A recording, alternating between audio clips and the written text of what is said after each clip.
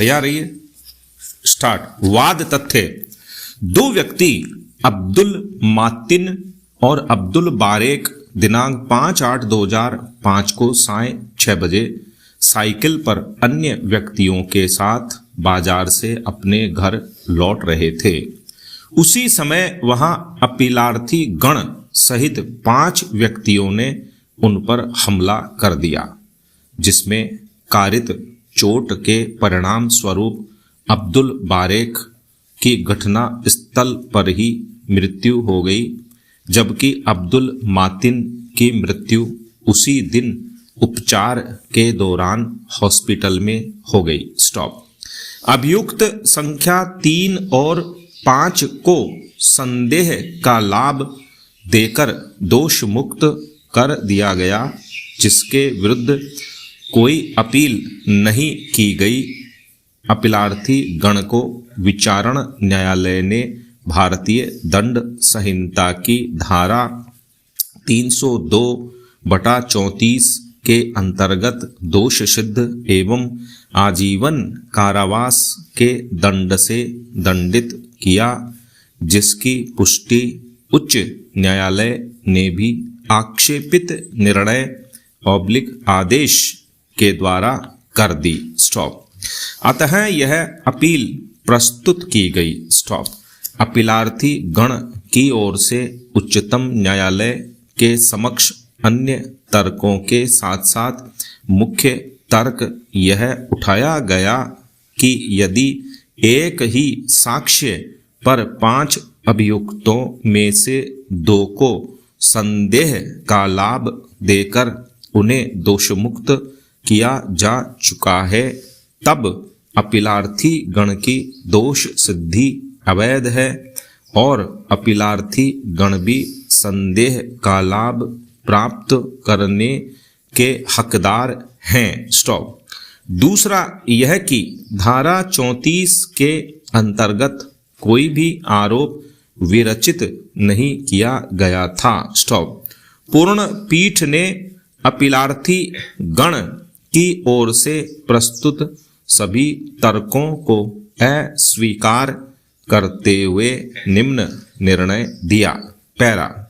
निर्णय 1। अभिलेख पर मौजूद साक्ष्यों से स्पष्ट है कि अपीलार्थी संख्या 1 2 अन्य अपीलार्थी गण के साथ घटना स्थल पर मौजूद था। स्टॉप।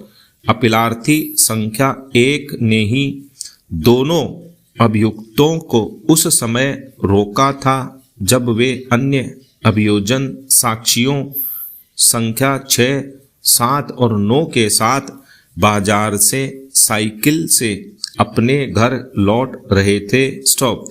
मृतकों के रुकते ही उन पर आक्रमण कर दिया गया। स्टॉप। साक्ष्यों से स्पष्ट है कि उनके बीच कुछ धन विवाद चल रहा था। स्टॉप। घातक आक्रमण के कारण अब्दुल बारेक घटना स्थल पर ही मृत हो गया। अब्दुल मातिन अपीलार्थी संख्या 3 के प्रहार के कारण गंभीर रूप से घायल हो गया, जिसके बाद भी उसने भागने का प्रयास किया, जिस पर अपीलार्थी संख्या 1 और अन्य अभियुक्तों ने उसका पीछा किया और एक मामूद अली के घर के पास उसे पकड़ लिया गया और उसे क्रूरता से घायल कर दिया गया और उसे वहीं फेंक दिया गया जहां अब्दुल बारेक निष्क्रिय पड़ा था। स्टॉप। हमारे मत में अपीलार्थी संख्या 1 में सामान्य आशय की विद्यमानता के संबंध में और किसी साक्ष्य की आवश्यकता नहीं है। स्टॉप। इसलिए अपीलार्थी संख्या 1 को इस तर्क पर हम कोई भी लाभ प्रदान करने का कोई कारण नहीं देखते हैं कि अपराध में उसकी किसी भूमिका या आक्रमण के कृत्य का कोई साक्ष्य नहीं है। इसी कारण मात्र से किसी सामान्य आशय की विद्यमानता को अस्वीकार करते हुए परिणामतः अपीलार्थी गण की दोष सिद्धि एवं दंडादेश में हस्तक्षेप करने के लिए हम कोई कारण नहीं पाते हैं। अपील निरस्त की जाती है। पैरा 2 अपीलार्थी गण के विरुद्ध आरोप भारतीय दंड संहिता की धारा 147, 341 और 302 के अंतर्गत विरचित किया गया था। भारतीय दंड संहिता की धारा 341 के अंतर्गत आरोप अभियुक्त गण के विरुद्ध साबित नहीं हो पाया था।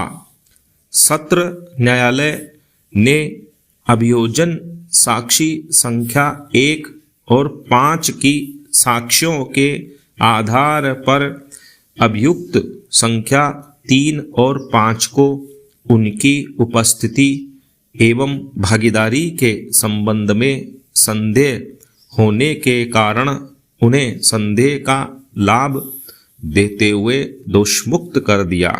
चूंकि अभियुक्तों की संख्या अब 5 से कम हो गई, शेष अभियुक्त अपीलार्थी गण की दोष सिद्धि भारतीय दंड संहिता की धारा 302/34 के अंतर्गत की गई। पैरा मामले के तथ्यों में 2 अभियुक्तों को दोषमुक्त किया जाना प्रत्यक्षदर्शी साक्षियों के बयानों के बावजूद अभिलेख पर मौजूद अपीलार्थी गण के विरुद्ध साक्ष्यों के विचार में उनकी कोई सहायता नहीं कर सकता है।